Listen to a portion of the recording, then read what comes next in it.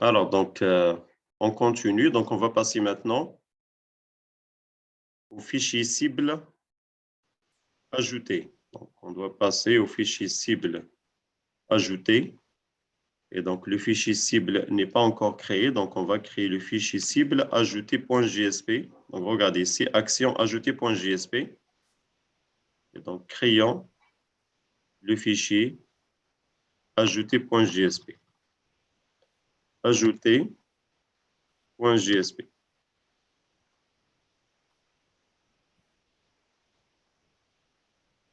Alors, à l'intérieur de ce fichier, donc, nous allons bien sûr récupérer l'ensemble des informations.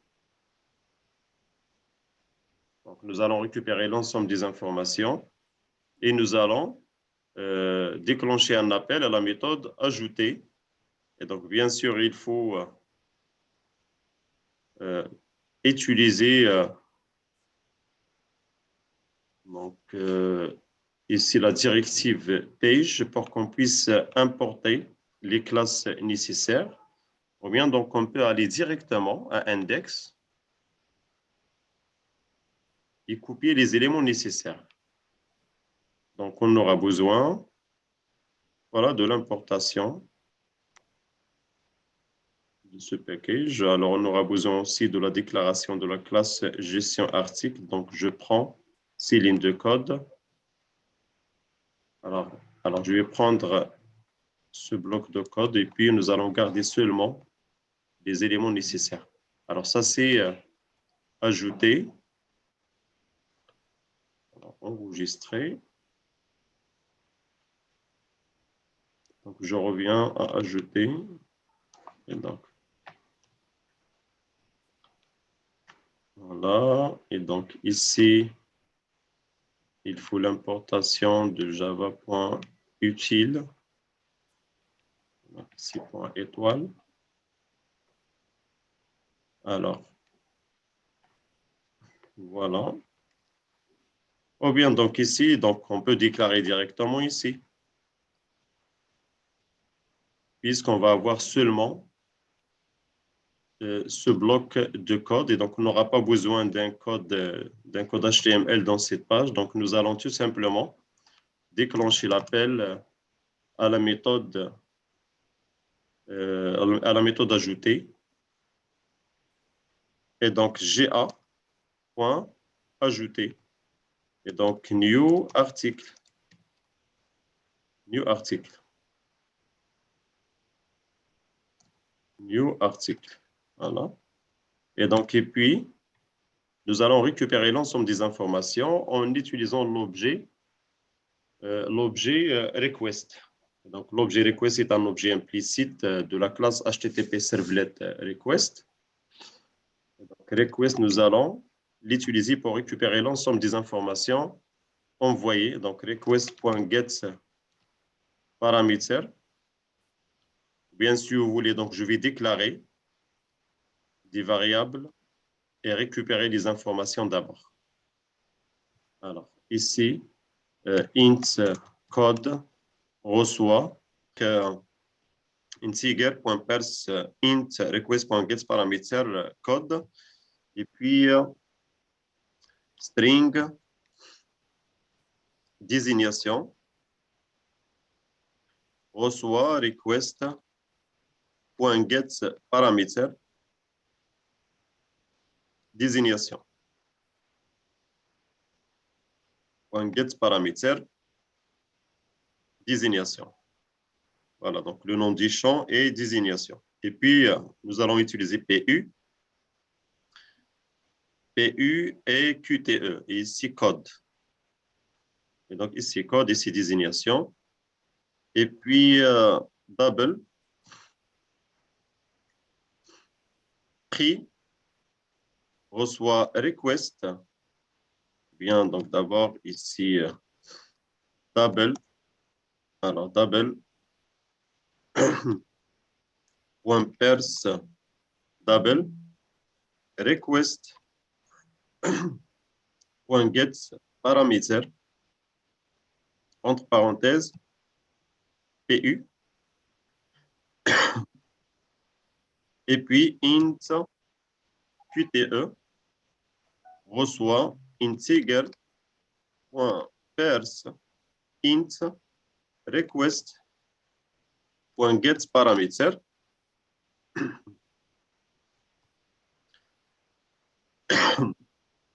.getParameter QTE. Et puis, GA, donc un objet de type gestion article, point ajouter, code, virgule, désignation, virgule, prix, virgule, QTE.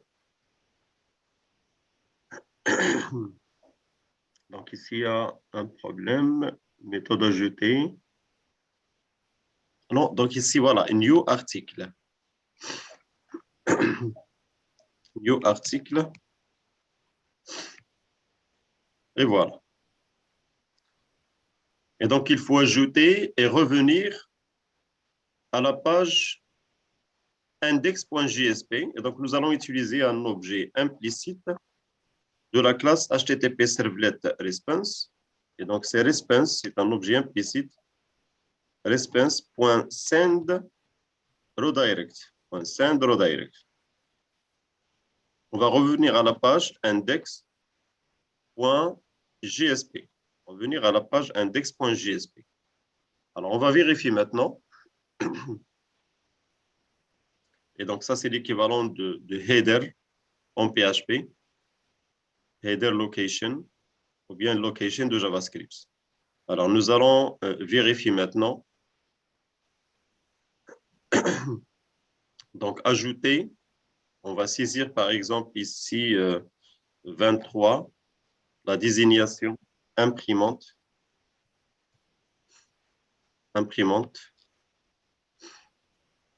Le prix unitaire est de 2500. La quantité 25. Alors, ajouter. Et voilà le résultat d'affichage. Et donc, bien sûr, l'opération est passée avec réussite. Vous pouvez aller à la base de données pour vérifier si vous voulez. Parcourir. Et voilà.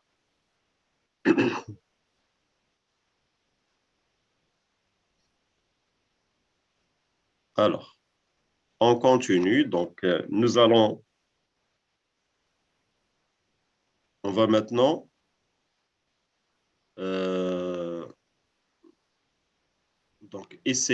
on va essayer d'ajouter un autre enregistrement. Alors, ajouter, donc code article, par exemple, 100, désignation, par exemple, comme désignation,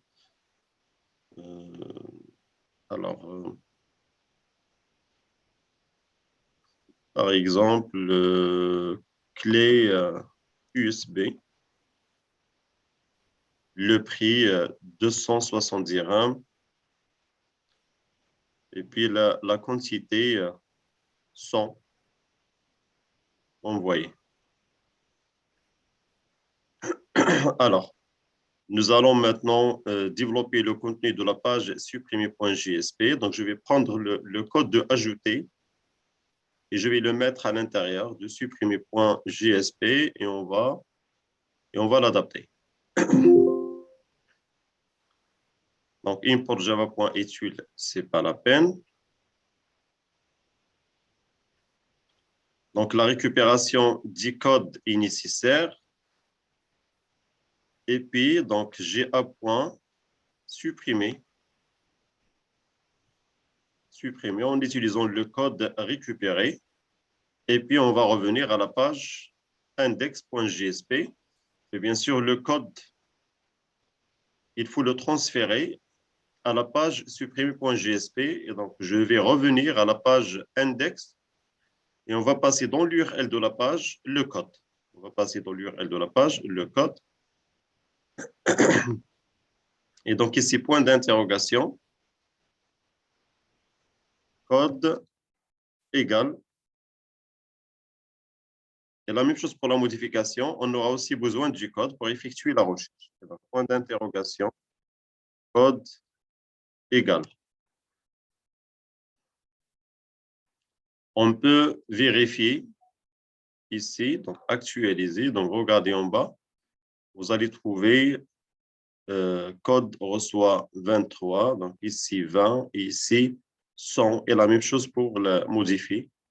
Et donc, le code est une variable du lien que nous allons utiliser pour supprimer un enregistrement. Donc, je reviens à la page supprimer. Et donc là, on peut supprimer sans aucun problème, car le code est déjà récupéré en utilisant l'objet implicite request. Essayons la suppression maintenant du dernier enregistrement ajouté. Donc, supprimer. Voilà, l'enregistrement est supprimé avec réussite. Alors, on cherche à modifier. Donc là, il faut aller au formulaire de modification. Et donc, déjà, d'après le lien, on va aller aux formes de modification avec le code 20. Et donc, je vais prendre le code du fichier forme.ajouter. Je vais le mettre à l'intérieur de forme modifiée. Et on va bien sûr le modifier. Donc, on aura besoin de la méthode rechercher pour afficher des informations sur l'article à modifier. Donc, je vais récupérer ici ces informations et je vais les mettre à l'intérieur de la page forme modifiée. Voilà. Et donc ici, CTRL V. Donc, on aura besoin de la classe gestion article pour créer une instance. Et puis, le code est récupéré. Et donc, par la suite, article ART reçoit GA.rechercher. En rechercher en utilisant le code. Et puis, nous allons afficher les informations recherchées dans notre formulaire. Alors ici, il faut modifier la valeur de la propriété action. Donc, à la place de ajouter, donc on va aller à la page modifier.jsp. Modifier.jsp. Modifier.jsp. Et donc, puisqu'on ne va pas utiliser JavaScript, je vais remplacer l'ID par value pour afficher des valeurs. Alors,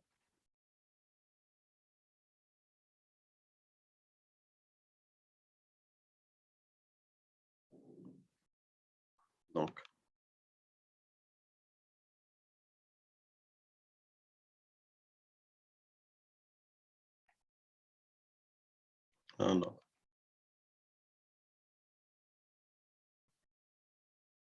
donc ici, value, value, value, value.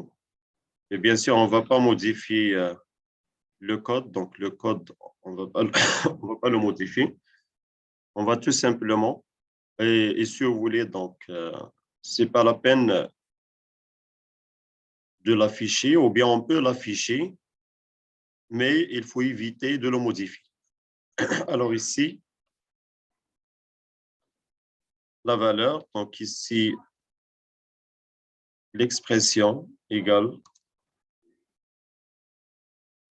à art.getDésignation.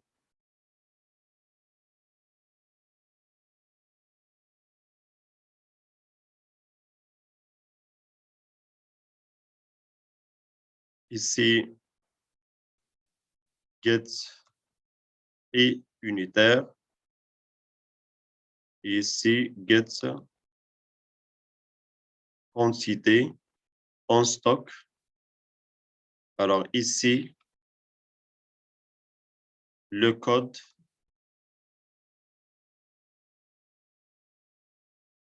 et on va masquer ce champ. Donc, type ici, hidden. On va le masquer. Et si vous voulez afficher le code, donc on peut l'afficher directement à l'intérieur de la cellule. On peut l'afficher quelque part ici, à l'intérieur de la cellule. Donc, il y aura un champ caché parce qu'on aura besoin du code à l'intérieur de la page modifier.jsp. On doit le transférer avec la désignation, le prix unitaire et la quantité. Donc ici, nous allons tout simplement afficher à l'intérieur de la cellule et il y aura aussi un champ invisible.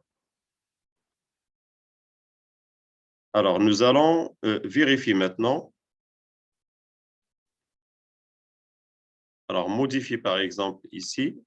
Alors, il y a un problème. Il y a forme, il n'a pas trouvé la page forme modifiée. Forme modifiée. Ici, voilà, il y a un caractère point. On revient au code. Allons à la page index.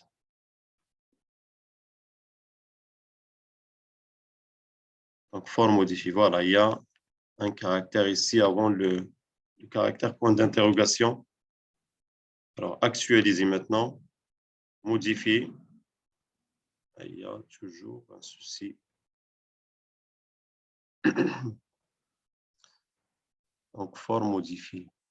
Forme modifiée.jsp normalement. Alors, forme modifiée.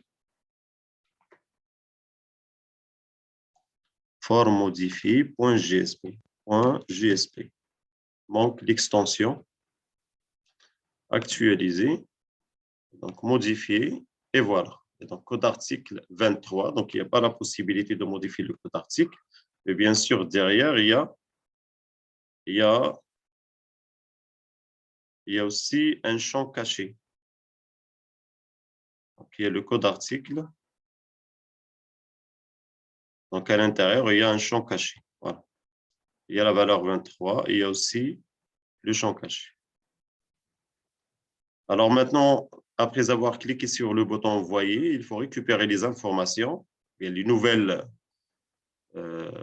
valeurs ou bien les informations sur l'article modifié et les enregistrer dans la base de données en utilisant la méthode modifiée de la classe gestion article. Donc, il faut, d'après le formulaire, il faut un fichier JSP. D'après le formulaire de modification, il faut un fichier JSP qui porte le nom modifié. Donc, on doit le créer. Alors, new JSP, alors modifier.jsp.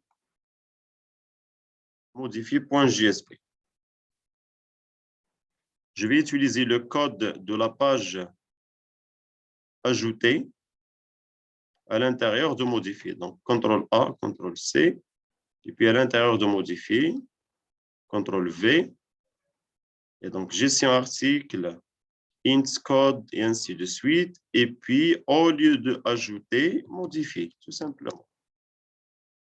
Et puis, response.send redirect, index.jsp.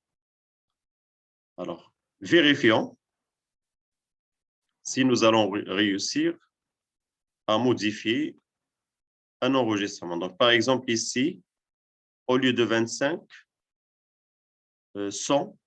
Ici, voilà. Ici, au lieu de 300, par exemple, 400. Alors, modifier. Donc, 400 ou bien 420. Au lieu de 25, par exemple, 120 claviers. Et donc, 420, 120 claviers. Voilà, 420, 120 claviers. Et donc, ici, pour la quantité en stock qui concerne l'article qui a le code 23, je vais le modifier pour avoir, au lieu de 25, un seul produit. Un seul produit. Donc, envoyer, voilà, donc il n'y a qu'un seul produit. Et donc,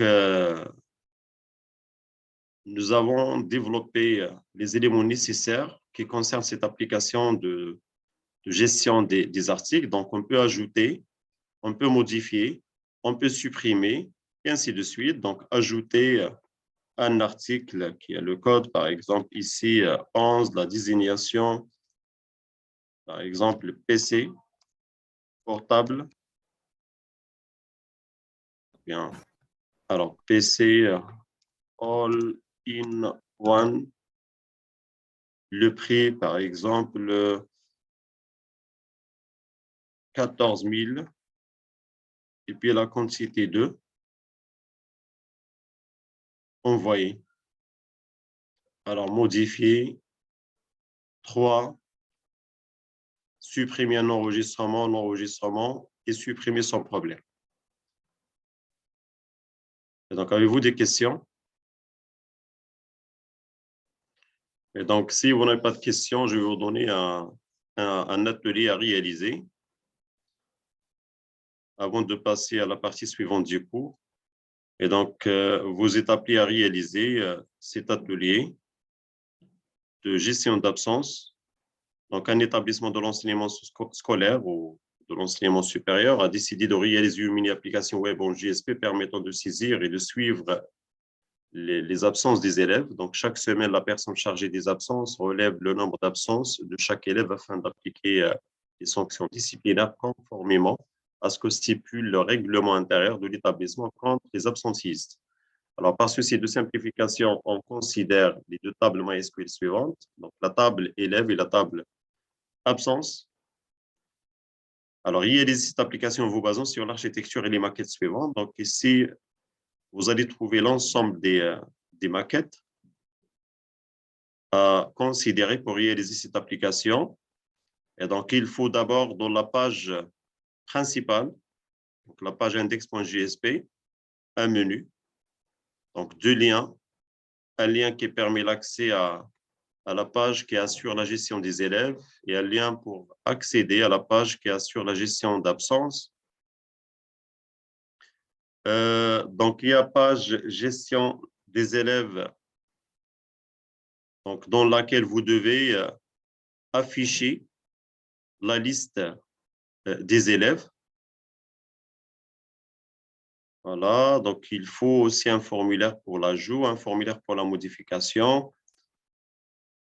Donc, on doit afficher la liste des élèves et aussi, il ne faut pas oublier d'ajouter un lien pour qu'on puisse voir les absences. Et donc, ici, si on clique sur absence, on doit voir la liste des absences qui concernent l'élève en question. Alors, ici, on ne supprime pas directement, donc il faut afficher un message pour demander à l'utilisateur de confirmer l'opération de suppression. Par exemple, ici, si on cherche à supprimer l'élève qui a le code 149, on doit afficher le message « Êtes-vous sûr de vouloir supprimer l'élève qui porte le code 149 ?» Et donc là, l'utilisateur doit répondre par oui ou non. Et donc, puis il y a ici un lien retour qui est là, donc qui veut dire revenir à la page index.jsp. Lien absence permet d'afficher la liste d'absence d'un élève et intègre un formulaire favorisant l'affichage du nombre d'absences du même élève en une semaine donnée. Voilà. Par exemple, ici, on clique sur absence, on doit afficher la liste d'absence de l'élève concerné. Par exemple, l'élève qui est le CNE 149. Il faut aussi afficher un formulaire qui permet d'afficher les absences d'un élève en une semaine donnée. Je peux spécifier la semaine et afficher le nombre d'absences de l'élève directement. Donc, par exemple, le cas ici, semaine 2. Et donc, dans la semaine 2, l'élève ayant le CNE 149 a une absence. Ainsi de suite. Voilà, donc pour la gestion d'absence, il faut aussi afficher la liste d'absence. Et donc, ici, CNE, la semaine, nombre d'absences, et ainsi de suite. Et donc, pour la suppression d'un élève, donc si on supprime un élève, on doit aussi supprimer la liste d'absence de cet élève. Donc, vous devez activer la suppression en cascade. Il y a aussi, il faut avoir aussi la possibilité d'afficher la liste des élèves triés sur l'ordre croissant de leur absence en une semaine donnée. Donc, vous devez saisir le numéro de la semaine et afficher la liste des élèves triés sur l'ordre croissant de leur absence. Par exemple, ici, voilà, je pense ici, voilà. Donc, la liste maintenant est triée et ça concerne ici la semaine numéro 2. Et donc, ça, c'est pour l'ajout de l'absence. Alors, le CNE, vous devez l'afficher dans une liste déroulante. Donc, il ne faut pas le saisir. Et la même chose pour la suppression, vous devez afficher un message de confirmation. En ce qui concerne l'architecture à considérer, cette fois, nous allons travailler à base donc, de 4 couches, ou bien de... Donc, nous allons utiliser des dossiers pour organiser nos fichiers. Il faut un dossier IHM dans lequel vous devez créer le dossier absence et le dossier élève. Et donc, ça, ici, il faut un fichier absence.gsp et un fichier form.gsp. Donc, ici, absence.gsp, c'est pour afficher la liste d'absence et form.gsp, c'est un formulaire qui permet à la fois l'insertion et la modification de l'absence. Donc, ce n'est pas la peine d'avoir deux formulaires, un formulaire d'ajout et un formulaire de modification. Il faut un seul formulaire qui permet à la fois la modification et aussi l'ajout. Et la même chose pour l'élève. Un seul formulaire pour ajouter et modifier. Et ici, il faut afficher la liste des élèves. Donc, un dossier pour Bootstrap, un dossier pour les images, un dossier traitement. Donc, dans le dossier traitement, il faut deux fichiers, absence et élève.gsp. Donc, absence.gsp, élève.gsp. Par exemple, le cas de élève.gsp, dans ce fichier, vous devez effectuer tous les traitements nécessaires. C'est-à-dire, si l'utilisateur demande l'insertion, vous devez le rediriger vers, par exemple, l'insertion d'un élève. Il faut le rediriger vers élève.gsp qui existe à l'intérieur du dossier traitement. Donc, à l'intérieur de ce fichier, vous allez déclencher un appel à la méthode ajoutée. Et s'il cherche à supprimer la même chose, vous devez le rediriger vers ce fichier. Et donc, il faut utiliser la structure selective switch, donc switch opération, case ajouté, case modifié, case supprimé, case et ainsi de suite.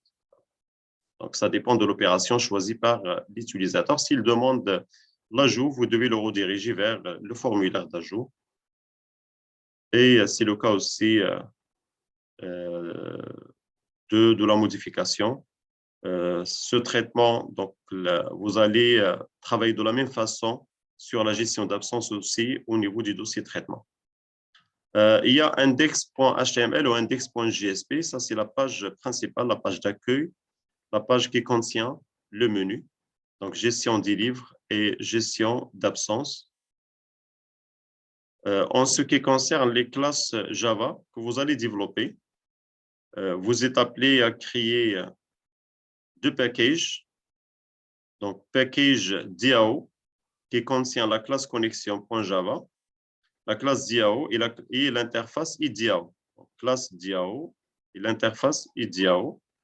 Alors, en ce qui concerne la classe connexion, je vous ai déjà proposé le code de cette classe. Donc, s'il y a quelque chose qui manque, vous devez l'ajouter. Et ça, c'est la classe DAO. Dans la classe DAO, vous allez trouver un constructeur et aussi la méthode set. Et donc, c'est une méthode qui permet d'exécuter des requêtes de type insert, update et delete. Et il y a la méthode get qui permet d'exécuter des requêtes de type select. Donc, bien sûr, vous devez compléter le code s'il y a des instructions manquantes. Alors, pour l'interface DAO, alors pour l'interface, et donc l'interface existe aussi dans le package DAO, vous devez développer ou bien déclarer des méthodes abstraites, insert, update, delete et select. Voilà. Alors, les classes gestion élève et gestion absence doivent implémenter l'interface IDAO. Donc, les classes gestion élève et gestion absence. Et ces classes existent à l'intérieur du package métier. Et donc, à l'intérieur du package métier, vous devez développer la classe absence et la classe élève, la classe gestion absence et la classe gestion élève. Et donc, la classe gestion élève est une classe qui implémente l'interface IDIAO. Et bien sûr, ces classes doivent hériter aussi de la classe DIAO.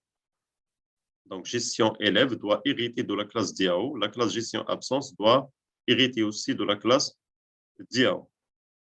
Bien sûr, pour que vous puissiez profiter des méthodes set et get directement à l'intérieur de ces classes. Et donc, voilà, nous allons travailler à base de cette architecture. Il y aura donc le dossier IHM, dossier de traitement, dossier métier. Et ici, donc, dossier DIAO. Donc, ici, je pars de deux packages. Package qui porte le nom métier, package qui porte le nom DIAO. Et puis, il y aura un dossier traitement et un dossier IHM. Et donc, vous allez travailler sur la réalisation de cette application. Je vais vous aider donc à la réaliser. Et puis, nous allons passer à la présentation donc de la solution. Et donc, je vous laisse travailler si vous n'avez pas de questions.